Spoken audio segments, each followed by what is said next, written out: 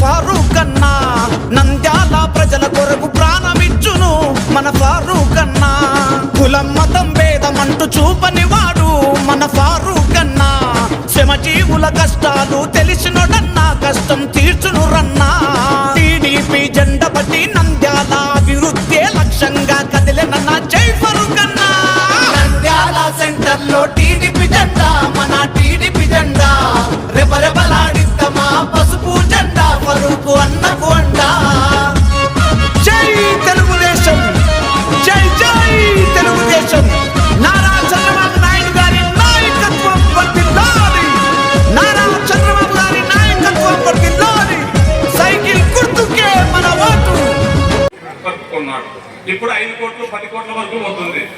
ఇక్కడ ఎక్కడ అభివృద్ధి చేసినారు, ఎక్కడ అభివృద్ధి చేయాలి. మళ్ళీ ఈ మధ్య నూనెపల్లి నుంచి జమ్మలమడు వరకు స్టేట్ హైవే పోతుంది. ఆ గ్రామాల వాళ్ళు, కానాల రైతునగర్ వాళ్ళు కూడా చాలా ఇబ్బంది పడుతున్నారు. కేవలం ఇక్కడ నంద్యాలను అభివృద్ధి చేయడానికి రాలేదు, కేవలం డబ్బులు సంపాదించడానికి వచ్చినారు వీళ్ళు. అందుకే వీళ్ళకి ఈస్ట్ ఇండియా కంపెనీ అని పేరు పెట్టడం జరిగింది. కాబట్టి సోదరులారా ఎవరు మర్చిపోవద్దు. ఇప్పుడు ఈయన ఫరూక్ సార్కు ఓటు పోగొట్టుకున్నామనుకోండి, ఏదైనా తప్పిదం జరిగింది అనుకోండి, మళ్ళా భవిష్యత్తులో ఇటువంటి నాయకుడు మనకు దొరకడు, రాబోడు. కాబట్టి ఖచ్చితంగా ఫరూక్ సార్ ఓటు వేసి మనం గెలిపించుకుంటూనే భవిష్యత్తులో ముస్లింలకంతా అవకాశం ఉంటుంది. లేకపోతే కనీసం వార్డు కౌన్సిలర్ కూడా రాలేని పరిస్థితి ఉంటుంది. ఇది గుర్తుంచుకొని ఫరూక్ సార్ని గెలిపించుకోవాలా. ఫరూక్ సార్ని గెలిపిస్తే ఉప ముఖ్యమంత్రి అవుతారు. తప్పకుండా మీరందరూ ముస్లిం సోదరులు, మహిళలు అందరూ కూడా ఆలోచన చేసుకొని ఫరూక్ సార్ అత్యధిక మెజార్టీతో గెలిపిస్తారా. మళ్ళా భవిష్యత్తులో ముస్లింలు కూడా అందరూ కూడా ఈ మన మున్సిపాలిటీలో కానీ ఇంకోటి దాంట్లో కానీ బాధ్యత వహించి మన నంద్యాల మన బాధ్యత అని అభివృద్ధి చేసుకుందామని సభామూర్ఖంగా తెలియజేసి సెలవు తీసుకుంటాం. యాక్ట్ అని వచ్చింది. గతంలో బ్రిటిష్ కాలం నుంచి కూడా ఈ స్టాంపుల మీద రిజిస్ట్రేషన్లు అయ్యేటివి. మనకు ఒక 50-60-70 ఏళ్ళు ఉన్నాయి. ఈ కాగితాలు చినిగిపోయినా కూడా మళ్ళీ మన కవర్లో పెట్టుకుంటే ఉంటుంది. ఇప్పుడు ఈ ల్యాండ్ టైటింగ్ వచ్చినాక ఈ స్టాంప్స్ అని పెట్టినాడు. మనకు ఒరిజినల్ స్టాంపులు ఇవ్వడం లేదు, ఈ స్టాంపులు ఇస్తున్నాడు. గతంలో ఇవి ఉండేటివి, ఇప్పుడు ఇవి వచ్చినాయి. ఇప్పుడు ఈ స్టాంపులు వచ్చినాయి. కాబట్టి ఈ స్టాంపులు ఒరిజినల్ కూడా మనకి ఇవ్వరంట, జిరాక్స్ ఇస్తారంట. అది మన పోయిన నెలల నుంచి అమల్లోకి వచ్చింది. జగనన్న రీసర్వే భూములు, ఈ భూ హక్కు చట్టం ఒకటి తీసుకొచ్చి మన ఆస్తులన్నీ కూడా తనఖా పెట్టి కొట్టేయడానికి ప్రయత్నం చేస్తున్నాడు.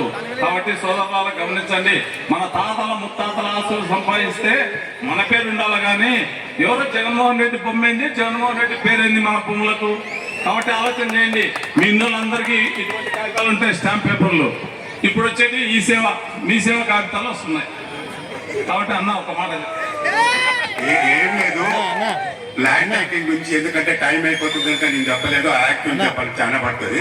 కానీ ఇప్పుడు ఒక డూప్లికేట్ కాపీలు చూపెట్టాడు కదా, దాని గురించి చెప్తున్నా.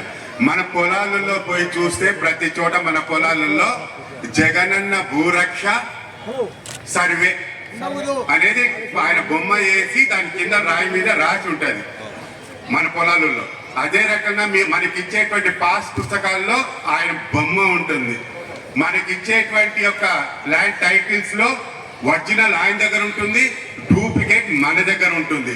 అది జగన్మోహన్ రెడ్డి భూ రక్షణ యాక్ట్ కాదు, భూ భక్షణ యాక్ట్, ఇదే యాక్ట్.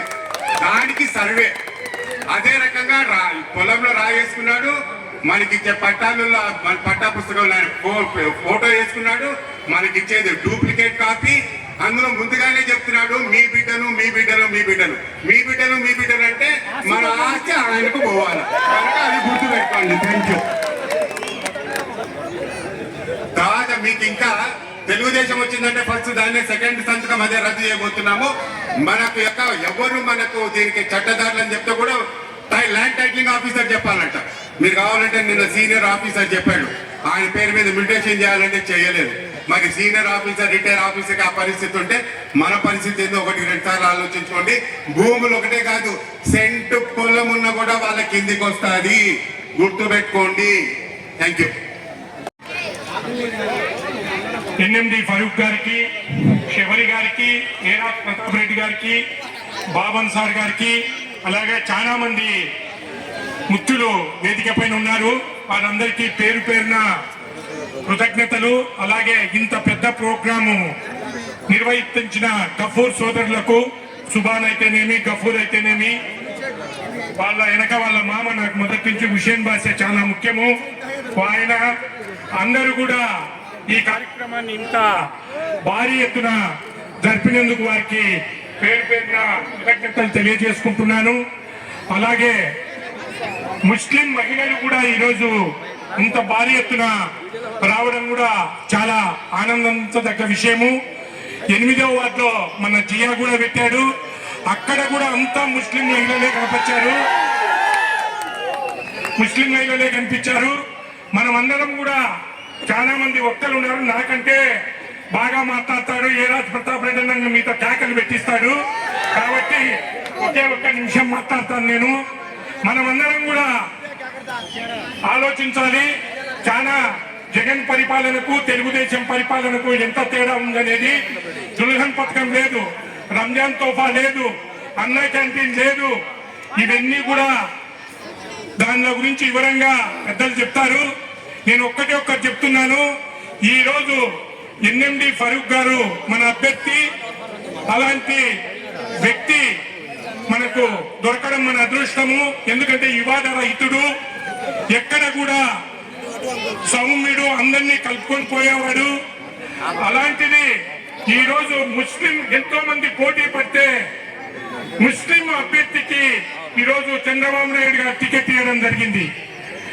ఈ రోజు నంద్యాలలో దాదాపు 70 నుంచి 80 వేల మంది ముస్లింస్ ఉన్నారు.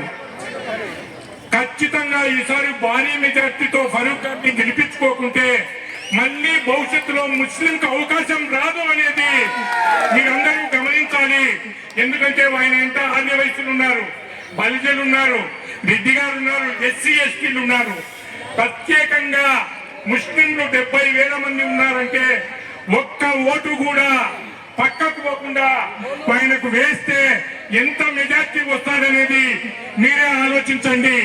ఎందుకంటే ఒక్కసారి మిస్ చేసుకుంటే భవిష్యత్తులో ముస్లిం అభ్యర్థి అనేది నంద్యాలకు రాడు, అది గుర్తు పెట్టుకోండి. అందులో ముస్లింలు ఆర్థికంగా అంత బలవంతులు గారు, మీకు అంతో ఇంతో బలవంతుడు ఆర్థికంగా అంటే ఫరూక్ అన్న గారు. కాబట్టి ఈ అవకాశాన్ని మీరు ఉపయోగించుకొని తప్పకుండా మే 13వ తేదీ 2 ఓట్లు ఉంటాయి మనకు. ఒకటి బైరెడ్డి శబరి గారు, ఇంకోటి ఎన్ఎండి ఫరూక్ గారు. మీ అమూల్యమైన ఓటును వేయించవలసిందిగా కోరుకుంటూ సెలవు తీసుకుంటున్నాం.